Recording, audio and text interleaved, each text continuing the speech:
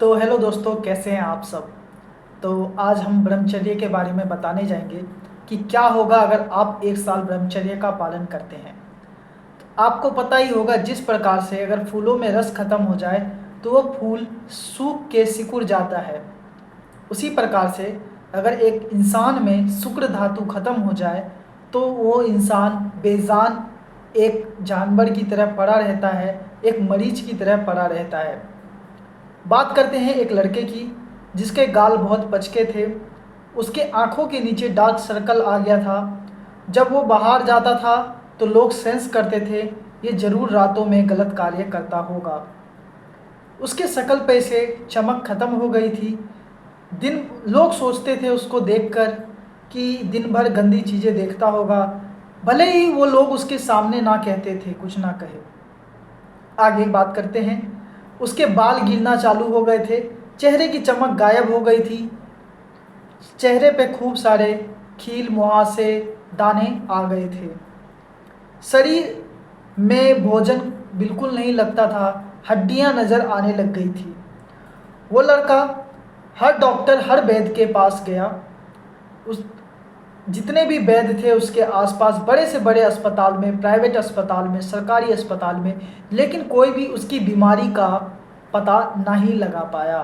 आगे बात करते हैं। उसकी बीमारी कोई समझ ही नहीं पाया कि उसको क्या बीमारी थी। क्यों नहीं समझ पाया? क्योंकि बीमारी उसके शरीर में नहीं थी, बीमारी उसके चरित्र में थी, बीमारी उसके मन में थी, बीमारी उसके दिमाग के अंदर थी। ना आगे बात करते हैं। उसकी गंदी लत में बीमारी थी। घर वाले परेशान थे। पिता नए नए डॉक्टर से बात करते थे, नए नए डॉक्टर के पास जाते थे, नए नए वैद्य के पास जाते थे, उसको लेकर जाते थे।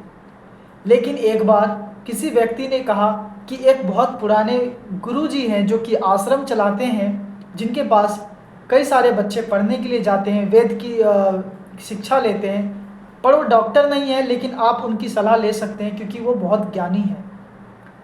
तो पिताजी बोले, चलो जब इतने डॉक्टर के पास चले ही आए तो गुरु के पास भी चले जाना चाहिए।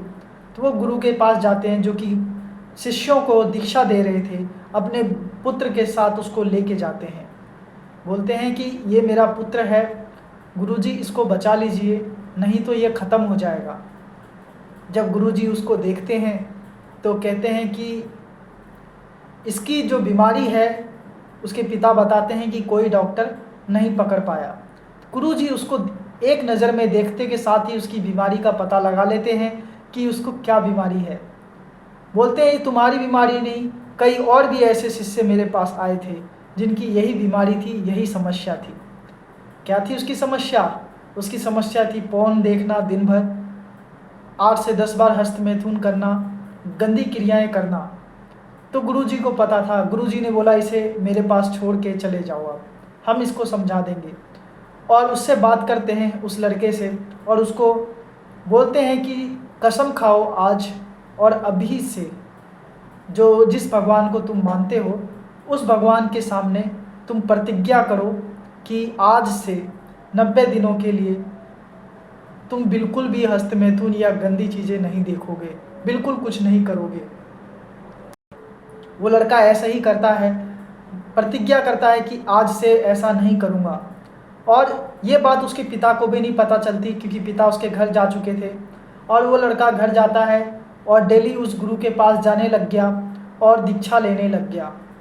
और विदिन 90 डेज, 90 दिन के बाद उसके शकल पे एक चमक आनी चालू हो गई।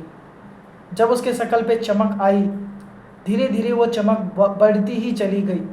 और जैसे ही 1 साल पूरा हुआ, 90 दिन के बाद से ही असर दिखने लग गया था।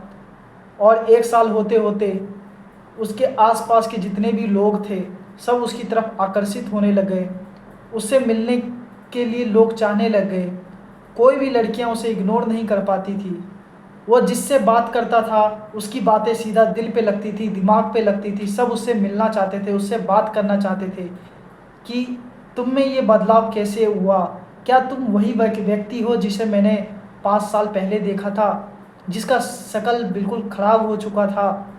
तो लोग इस तरीके से उसकी तारीफ करने लगते हैं कि विश्वास नहीं हो रहा तुम वही व्यक्ति हो।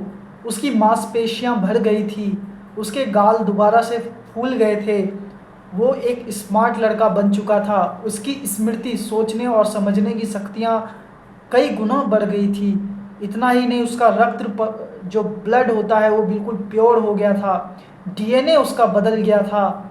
एक उसके आने से आभास होता था रूम में कि यस, कोई आया है।